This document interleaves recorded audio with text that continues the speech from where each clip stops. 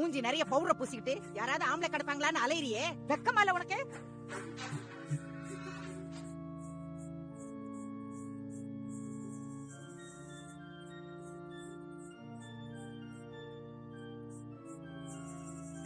ஆம்பளை வேணும்னா வேற யாரையாவது தேடிக்க வேண்டியதானே? ஏன் புள்ளைதான் உனக்கு கிடைச்சானா?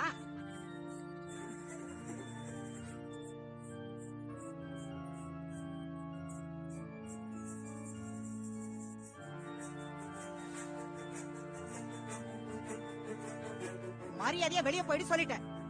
என்ன பேச்சு பேசுற நீ? வாய் மூடிட்டு இருக்க மாட்டியா? நான் தான் மனோஜ பார்த்து மெதுவா பேசுன்னு சொன்னேன்ல. இப்ப பாரு, கடையில எல்லாம் வேடிக்கை பாக்குறாங்க. அதிகமா இல்ல உனக்கு? அறிவு இல்லையா? ஒரு பொண்ணை இப்படியே அசிங்கப்படுத்துவேன்? ஏங்க, அவன் நம்ம பிள்ளை எப்படி எல்லாம் ஏமாத்தி இருக்கான்.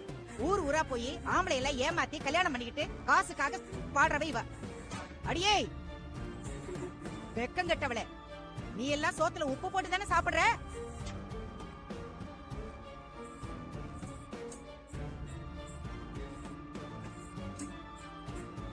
நான் மட்டும் அங்க வந்தேன், உன்னை செருப்பாலே அடிப்பேன்டி. ப்ரோ என்ன ப்ரோ பாத்துக்கிட்டு இருக்கீங்க? ஸ்பீக்கர் கட் பண்ணுங்க. அது உன் கண்ட்ரோல்ல தான் இருக்கு ப்ரோ. கண்ட்ரோல்யா? எங்க இருக்கு? ஏண்டி உன் உடம்புல நல்ல ரத்தமே ஓடலையா? நல்ல மாட்டுக்கு ஒரு சூடு. எவனாவது இழிச்சவாயன் கிடப்பான், அவனை போய் ஏமாத்து போ. டேய் மனோஜ், அங்க என்ன வேடிக்கை பாத்துக்கிட்டு இருக்க? முதல்ல அவ கழுத்து பிடிச்சி வெளியே தள்ளுடா.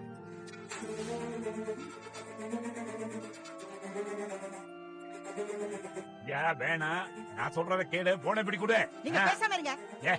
இவளெல்லாம் சும்மா விடக்கூடாதுங்க. வெக்கம் கெட்டவன். அடியே, இனிமே நீ கடை பக்கம் வந்த தொடப்பக்கடை பிஞ்சிடும். ஓடி வெளிய. டேய் மனோஜ், உன்கிட்ட தானே சொல்லிட்டு இருக்கேன், செல மாதிரி நிக்கிற. அந்த திருட்டு கழுதை பிடிச்சி வெளியே தள்ளு.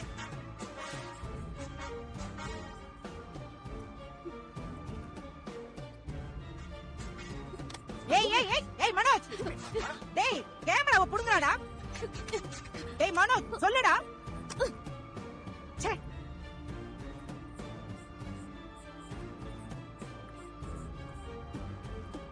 பாத்தியா மனோஜ், உங்க அம்மா எல்லாரும் முன்னாடி என்ன எவ்வளவு கேவலமா பேசுறாங்கன்னு?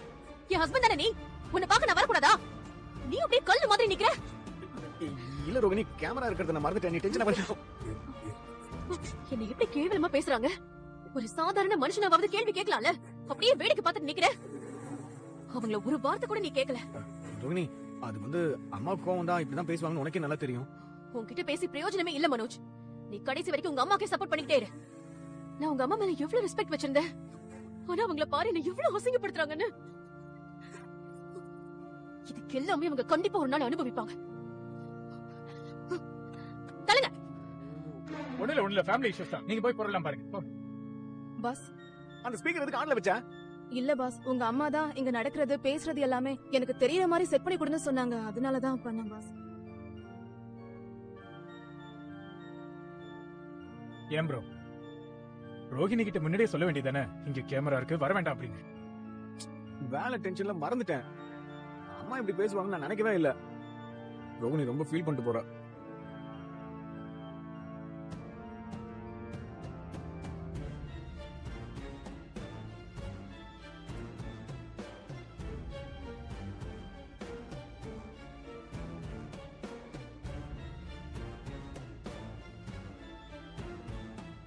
எவ்வளவு ஆச்சுங்க? 300 ஆச்சு சார். 300.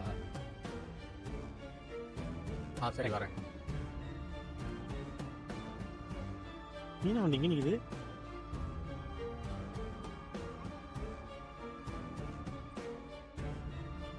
மீனா, இந்தாங்க இந்த மாசம் பணம். தேங்க்ஸ்க்கா. மீனா, ஏங்க நீங்க என்னங்க இங்க? ஒரு சவாரிக்காக வந்தேன். வெளில வண்டி நிக்கிறத பார்த்தனா சரி நீ ஒருவேளை உள்ள இருப்பேன் ஒரு கெஸ்ட்ல வந்தேன். பார்த்தா இருக்கியா? ஆனா இங்க வந்தது கூட ஒரு விதத்துல நல்லதா போச்சு. ஒரு நிமிஷம் வரேன். வணக்கங்க, என் பேர் முத்து. நான் கார்டு டிரைவர். இது என்னோட கார்டு. இதுல என் நம்பர் இருக்கு. ஓகே. ஹாஸ்பிட்டல்ல இருக்காது, எமர்ஜென்சிக்கு ஏதாவது வண்டி தேவைப்பட்டா என்ன கூப்பிடுங்க. சரி. டிஸ்சார்ஜ் பண்றப்ப கார் வேணும்னு கேட்டா கூட என் நம்பர் கொடுங்க. நான் வந்துருவேன். எந்த டைம்ல வேணாலும் கூப்பிடுங்க. 24 hours I'm available. Okay sir. தேங்க்ஸ்க்கா. Thank you. நீங்க என்ன பார்க்க வந்த மாதிரி தெரியலையே, சவாரிக்கு ஆள் பிடிக்க வந்த மாதிரில தெரியுது. உன்னை பார்க்க வந்த இடத்துல ஆர்டர் வாங்கலாம்னு தோணுச்சு. ஹாஸ்பிட்டல்னா அடிக்கடி வண்டி தேவைப்படும்ல, அதுக்குதான் எங்கெங்கெல்லாம் சவாரி எடுக்க முடியுமோ எல்லா இடத்துல எடுத்துட்டு இருக்கேன். நீ அப்படிதானே மீனா? முன்னாடி எல்லாம் கொஞ்சமா ஆர்டர் வாங்குவ, இப்ப எங்கெல்லாம் ஆர்டர் கிடைக்குதோ எல்லாத்தையும் எடுத்துட்டு தானே இருக்க. என்னங்க பண்றது, கடனை அடைக்கணும்ல. அதுக்கு நம்மளால முடிஞ்ச அளவுக்கு சீக்கிரம் சம்பாதிச்சாகணும்ல. நான் அதுக்கு தான் மீனா போற இடம் எல்லாத்தையும் காரை கொடுத்துட்டு இருக்கிறேன். இப்படி நம்ம 2 பேரும் நிக்காம ஓடி ஓடி சம்பாதிச்சு எப்ப காசு சேர்க்க போறேனே தெரியல. அதுக்காக 24 மணி நேரத்துக்கெல்லாம் ஒண்ணு வண்டி ஓட்டிட்டு இருக்காதீங்க. உடம்பும் முக்கியம். ஆனேங்கப்பா அது நீ சொல்றியா? நீ ராத்திரி பகல் பார்க்காம பூ கட்டிட்டு இருக்கிற. நான் அதையும் அப்பா அம்மா திரும்ப அந்த வீட்டுக்கு கூட்டிட்டு போகணும்னு ஓடிட்டு இருக்கிறேன். ஆனா பாவம் நீ என்ன கட்டின பாவத்துக்கு இவ்வளவு கஷ்டப்பட்டு இருக்கிற. இப்படி பிரிச்சு பேசுறீங்க பாத்தீங்களா? அத்தை மாமா மேல எனக்கும் அக்கறை இருக்காதா என்ன?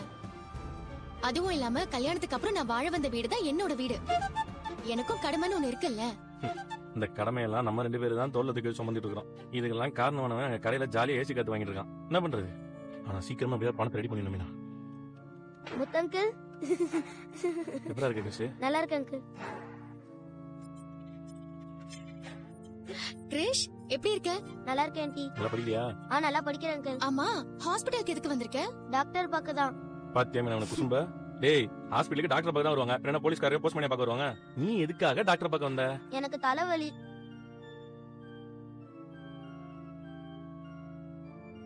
கொஞ்ச நாள் அடிக்கடி தலைவலிக்குதுன்னு சொல்றான். அதான் செக் பண்ணலான்னு கூட்டிட்டு வந்தேன். மீனா முதல்ல தலைவலின்னு சொல்லும்போது கூப்பிட்டு பாத்துக்க வேண்டியதானே? பையனை பாக்குற விட்டு வெளில தாள எல்லாம் பார்க்க வேண்டியது. மீனா நான் உன்னை என் பையனை பார்க்காமலாம் இல்ல. வீட்ல அம்மா நாட்டு வைத்தியம் பண்ணாங்க. எதுவுமே செட் ஆகலன்னு தான் இங்க கூட்டிட்டு வந்தேன். கிரிஷ் ஏன்பா உனக்கு அடிக்கடி தலைவலிக்குது? தண்ணி சரியா குடிக்கிறது இல்லையா? நிறைய குடிப்பேனே. எப்பலாம்டா உனக்கு தலைவலிக்குது? நீங்க இப்ப டாக்டரா நீங்க முத்து?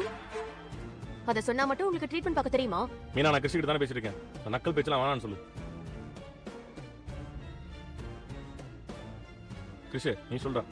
அது வந்து அங்கனா பாக்குற நீ சொல்லி என்கிட்ட.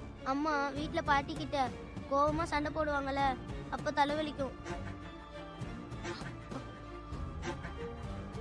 அப்புறம் போன்ல மனோஜ் டாடி கிட்ட டென்ஷனா பேசுவாங்க, அப்போ தலைவலிக்கும்.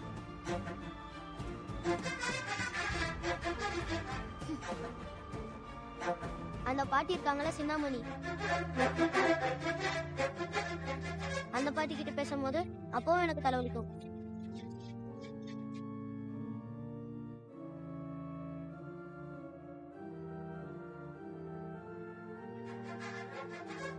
கிரிஷ் நீ என்கிட்ட தலைவலிக்குதுன்னு மட்டும் தானே சொன்ன. இதெல்லாம் ஏன் என்கிட்ட சொல்லல? எதனால தலைவலிக்குது நீங்க கேட்கவே இல்லையம்மா?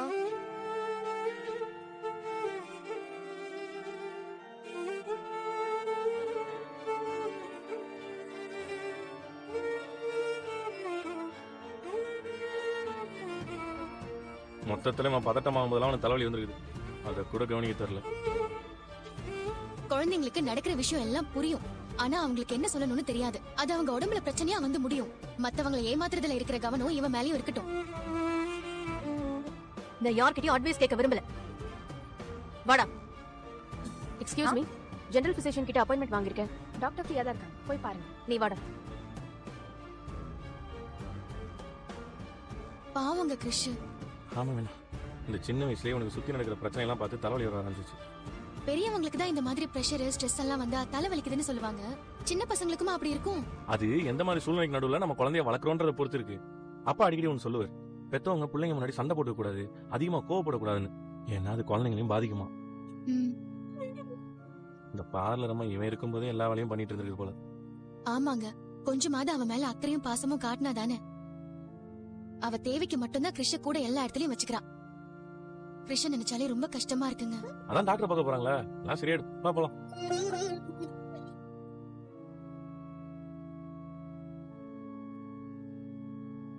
முதல்ல சந்திராக்காக்கு கொடுத்துருவோம்.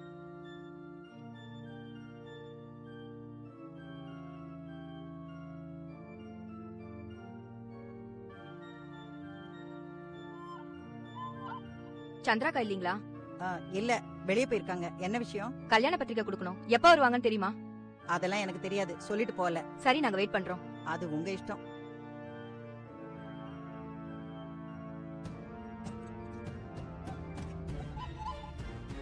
நீ சந்திராக்காக்கு போன் பண்ணு, வீட்டுக்கு வந்திருக்கோன்னு. அப்படியே பார்த்து பத்திரிக்கை கொடுத்துட்டு போயிடலாம். போன் பண்ணி பாரு.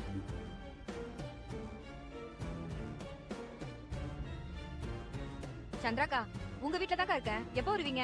பக்கத்துல தான் இருக்கேன், இதோ வந்து. சீக்கிரமா வாக்கா, நிறைய வீட்ல பத்திரிக்கை கொடுக்கணும். நீங்க உள்ள சரிக்கா, வா உள்ள போலாம். பாத்தியா தலைவிதிய?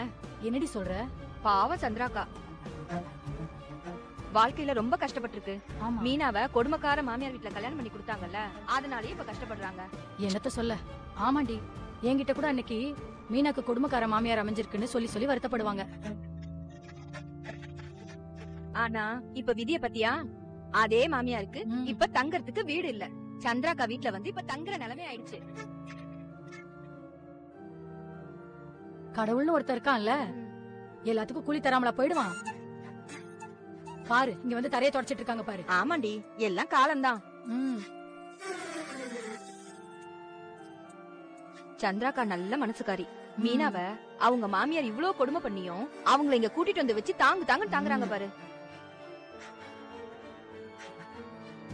சுமதி, சுபா வாங்க. பக்கத்துல தான் பூ கொடுக்க போயிருந்தேன், கொஞ்சம் லேட் ஆயிடுச்சு. இருங்க, குடிக்க தண்ணி எடுத்துட்டு வந்துடுறேன். நான் கூட இவளுக்கு கொஞ்சம் பாவம்னு பார்த்தேன். என்னை பத்தி என்னெல்லாம் பேசி வச்சிருக்கா. இல்ல வெளி வேஷம் தான் போல இருக்கு. இந்தாங்கக்கா, குடும்பத்தோட வந்துருங்க. கண்டிப்பா வரோம். நாங்க கிளம்புறோம்க்கா. வரோம்க்கா. காஃபி போட்டு தர, குடிச்சிட்டு போலாம். இல்லக்கா, டைம் ஆயிடுச்சு. இன்னும் நிறைய வீட்ல பத்திரிக்கை கொடுக்கணும். இன்னொரு நாளைக்கு வரேன்க்கா. சரி, வரேன்க்கா. வரேன்க்கா.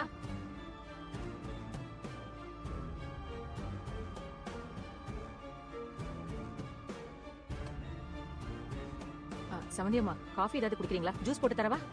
அதெல்லாம் ஒண்ணு வேண்டாம், போட்டு கொடுத்த வரைக்கும் போதும். என்ன சமந்தியம்மா இப்படி சொல்றீங்க?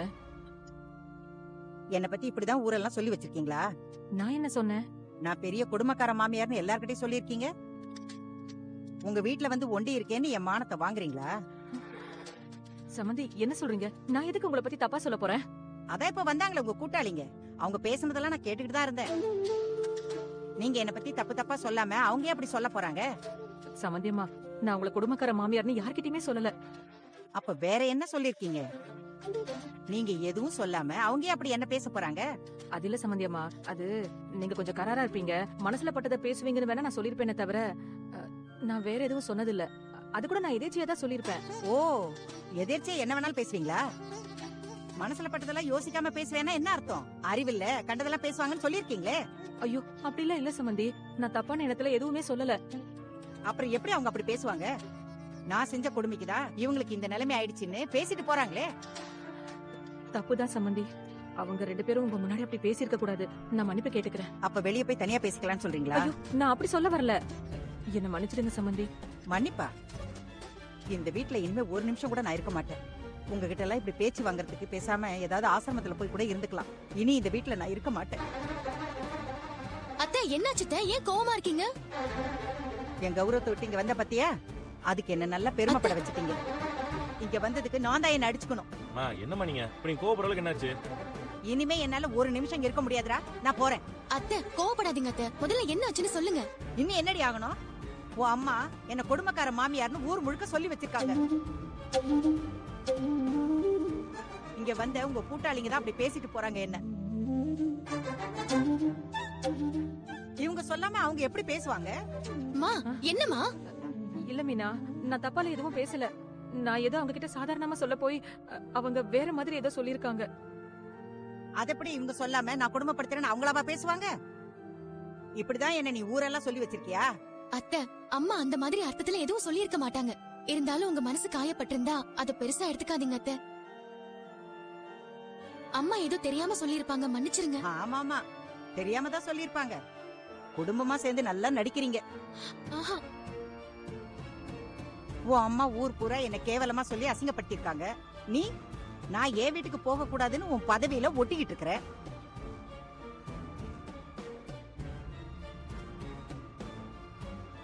இப்பதானே எனக்கு புரியுது. என் வீடு எனக்கு கிடைக்க கூடாது, என்ன இங்கேயே வச்சு அசிங்கப்படுத்தணும், அதுதானே உங்க எண்ணம்? அத்தை, அப்படிலாம் எதுவும் இல்ல அத்தை. எனக்கு என்னமோ உன் குடும்பம் மொத்தமா சேர்ந்து என்ன பழி வாங்குறீங்களோன்னு தோணுது. அத்தை, உங்களை எதுக்கத்த நாங்க பழி வாங்க போறோம்? என் பதவி ராஜினாமா பண்ணாதான் உங்க மனசு சந்தோஷமா இருக்கும்னா நான் உடனே அதை பண்றேன் அத்தை. ஏய், என்ன என்னமோ பிச்சை போடுற மாதிரி சொல்ற? நீ ராஜினாமா பண்ண நானும் அந்த பதவியில போய் உட்கார போறேன்? அது பெரிய மந்திரி பதவி. என்ன எல்லாரும் சேர்ந்து என்ன அசிங்கப்படுத்துறீங்களா? என்னால இங்க அவமானப்பட்டெல்லாம் இருக்க முடியாது, நான் கிளம்புறேன். அத்தை, அத்தை, இருங்க அத்தை. நான் இப்பவே அந்த பதவி ராஜினாமா பண்ணிடுறேன். இந்த சண்டையும் வேணாம், உங்க மனசுல எந்த கஷ்டமும் வேணாம். இப்ப எங்க போற? அதெல்லாம் ஒண்ணும் பண்ண வேணாம். இல்லங்க, நான் என் பதவியை ராஜினாமா பண்றத முடிவு பண்ணிட்டேன். நான் தான் வேணாம்னு சொல்றேன்ல. பின்ன என்னடா பண்ண சொல்ற? நான் இந்த வீட்லயே உட்கார்ந்துகிட்டு இருக்கேன். கண்டவங்க எல்லாம் என்ன அசிங்க அசிங்கமா பேசுவாங்க. அதை கேட்டுக்கிட்டு என்ன சும்மா இருக்க சொல்றியா? முன்ன பின்ன தெரியாம வார்த்தையை விட்டு இப்படி ஆயிருக்கும். தப்புதான், இது எப்படியே விட்டுருங்களேன். அப்படியெல்லாம் மானங்கிட்டு என்னால இங்க உக்காந்துகிட்டு இருக்கலாம் முடியாது. அவளை பதவியை ராஜினாமா பண்ண சொல்லிட்டு முதல்ல என் வீட்டை மீட்கிற வழிய பாருங்க. என்னால இங்க இருக்க முடியாது. இல்லன்னா நான் எங்கேயாவது கிளம்பி போயிடுவேன். என்ன தேடிக்கிட்டு யாரும் வராதீங்க. எனக்கு ஒரு 2 நாள் டைம் கொடுங்கம்மா. நம்ம வீட்டை நான் எப்படியா மீட்க பாக்குறேன். இன்னொரு 10 லட்ச ரூபா கட்டினா ஜப்தி நடவடிக்கையை கை விட்டுருவாங்கன்னு வக்கீல் சொல்லியிருக்காங்க. அட்லீஸ்ட் கொஞ்ச நாளைக்கு டைமாவது வாங்கிக்கலாம். 2 நாள்ல 10 லட்சம் ரூபாய் கட்டணும்னா உன்னால எப்படி முடியும்? எங்கேயாவது போய் கொள்ளையடிக்க போறியா? எனக்கு அந்த வேலை தெரியாதுமா. உழைச்சு சம்பாரிச்சு மட்டும் தான் பழக்கம். அப்படி நான் சம்பாரிச்சவங்க 2 காரு ஒரு வேன் இருக்கு. 2 நாள்ல பணம் கிடைக்கலன்னா என் 3 வண்டியை நான் வித்துரு.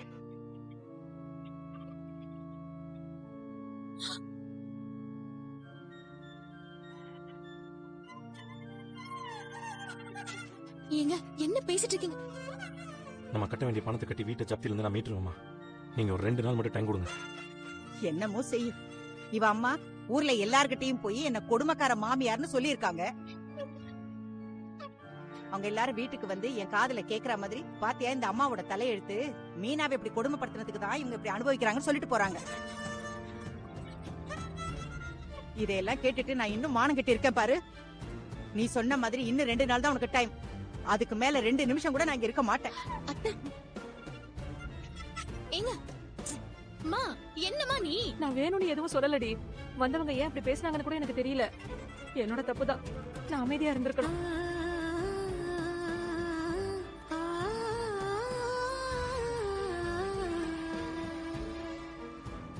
இப்ப கடனை அடைக்கிறதுக்கு முத்து தனியா கஷ்டப்பட்டு இருக்காண்டா. பாவம், அவன் மட்டும் எப்படி கஷ்டப்படுவான்? அதனால நம்ம 3 பேரும் சேர்ந்து நம்ம வீட்டை எப்படியாவது ஜப்தில இருந்து மீட்கணும். இப்ப உன்னால எவ்வளவு அமௌண்ட் தர முடியும்னு சொல்லு.